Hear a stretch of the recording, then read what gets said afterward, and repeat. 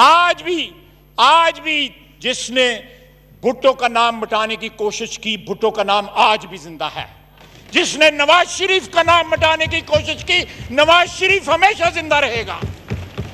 वो लोग खत्म हो जाएंगे जो नवाज शरीफ का नाम मिटाना चाहते हैं।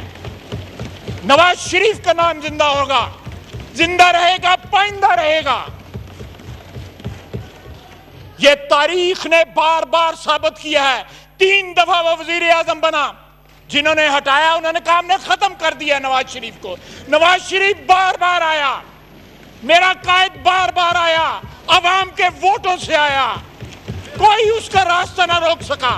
और फिर आएगा, शेर आएगा, शेर आएगा, शेर आएगा। Thank you.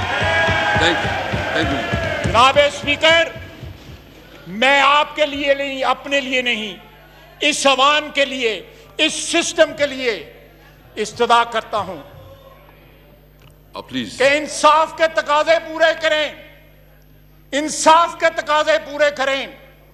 जिस सोसाइटी से, जिस माशरे से इंसाफ के तकाजे खत्म हो जाते हैं, इंसाफ की रवायात खत्म हो जाती हैं, वो माशरे जिंदा नहीं रहते।